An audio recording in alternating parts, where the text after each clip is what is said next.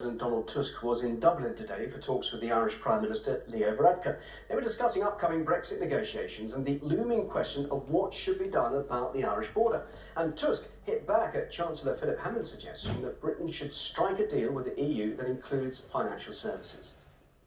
In the FTA, we can offer trade in goods with the aim of covering all sectors, subject to zero tariffs and no quantitative restrictions, to ensure a level playing field, to ensure the integrity of the single market, and ultimately also to ensure financial stability. This is why we cannot offer the same in services as we can offer in goods. Including financial services in a trade deal with the EU is seen by the UK as essential for protecting the City of London after Brexit. Tusk also renewed his commitment to standing with Ireland on the border issue, pledging to protect the fragile peace process in the country, and said it's up to Britain to provide a new solution. We also expect the UK to propose a specific and realistic solution to avoid a hard border. As long as the UK doesn't present such a solution, it is very difficult to imagine substantive progress in Brexit negotiations.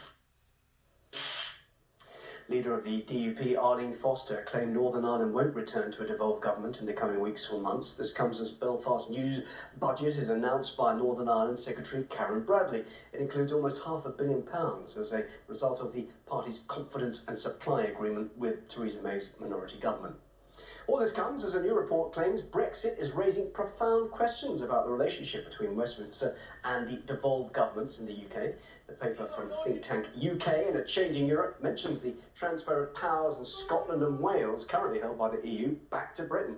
The Scottish Government describes the plan to bring some of these back to Westminster as a power grab, and yesterday it passed its own continuity bill by 94 votes to 30 to take control of those powers. To discuss all of this, I'm now joined by a visiting fellow at the London School of Economics, John Ryan. John, plenty of issues developing each day over this Brexit news.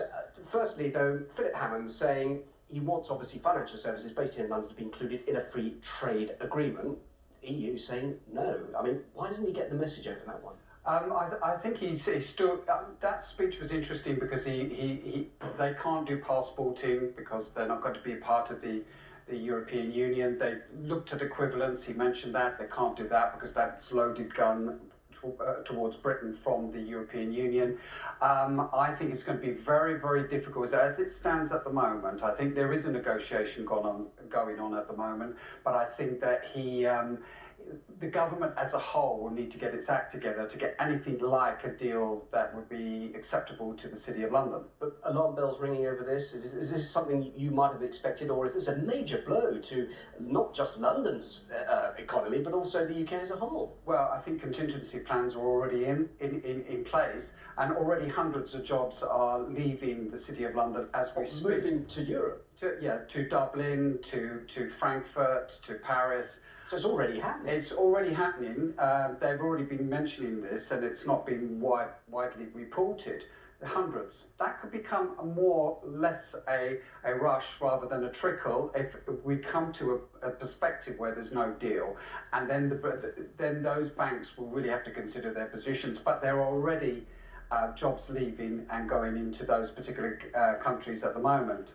Philip Hammond talking about some sort of agreement similar to that of TTIP, which took a long time to talk about and eventually never happens. Yeah, I don't think that really runs at all. And I think that it's interesting because the British government mentioned the United States as a default trade deal, and I don't think that's going to look very nice either. And we have to remember, Europe is not going to benefit that much from London. It's going to be New York, possibly. It's going to be Shanghai. It's going to be Hong Kong. It's going to be Singapore.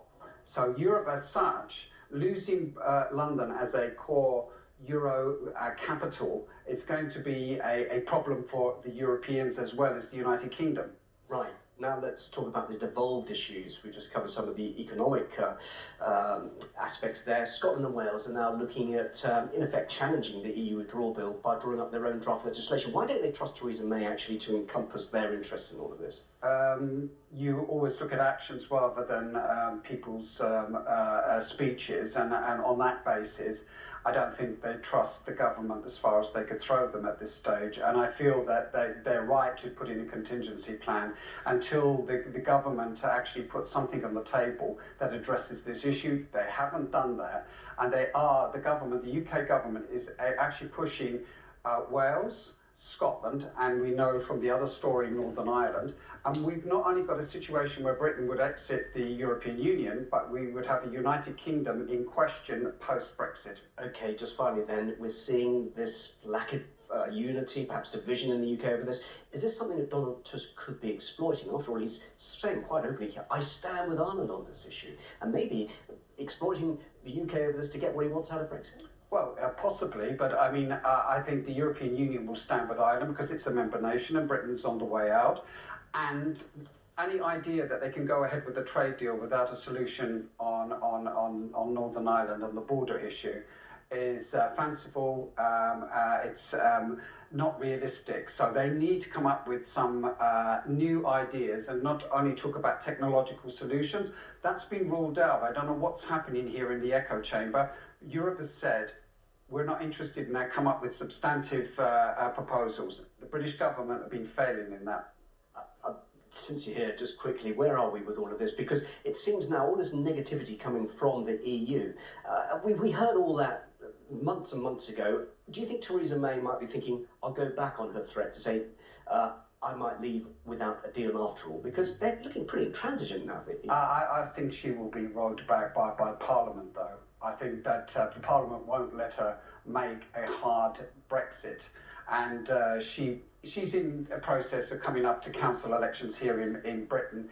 She may not be in power for much longer, maybe. So I think, people are exploiting that, but they've created the situation themselves by their own inaction. Professor John Ryan, thank you very much indeed. Thank you.